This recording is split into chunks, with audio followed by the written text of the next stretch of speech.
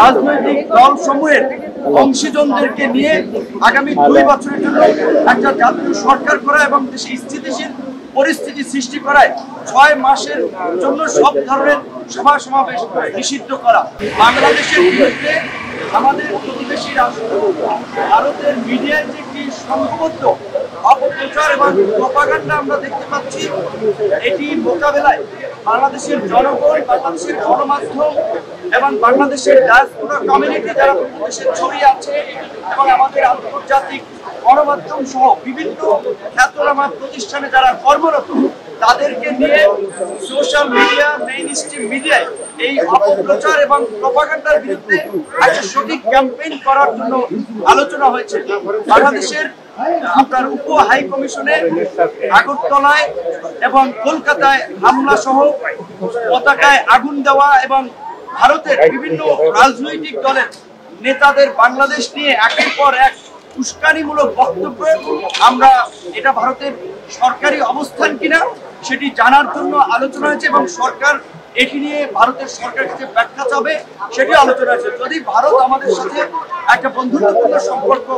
এগিয়ে নিতে চায় সরকারের পক্ষ থেকে এবং বাংলাদেশের রাজনৈতিক দলগুলোর পক্ষ থেকে সেই অ্যাপ্রোচ হবে। যদি ভারত সে ধরনের অ্যাপ্রোচ না দেখায় তাহলে আমার বাংলাদেশের এই মুহূর্তে যারা মিত্র তাদেরকে সাথে নিয়ে বাংলাদেশ তার কর্মকৌশল ঠিক করবে। বিশেষ করে আজকে এই পরিস্থিতিতে যে জাতীয় এবং সংহতি প্রতিষ্ঠায় আজকের যে সভা, আমরা মনে করি বাংলাদেশের সামনে এ ধরনের আরো নতুন নতুন চ্যালেঞ্জ আসবে। সেই জায়গা থেকে গণ অধিকার পরিষদের পক্ষ থেকে একটি প্রস্তাবনা ছিল যে রাজনৈতিক দল সমূহের অংশীজনদেরকে নিয়ে আগামী 2 বছরের জন্য একটা জাতীয় সরকার করা এবং দেশে স্থিতিশীল পরিস্থিতি সৃষ্টি করায় 6 মাসের জন্য সব ধরনের সভা সমাবেশ নিষিদ্ধ করা। এবং একই সাথে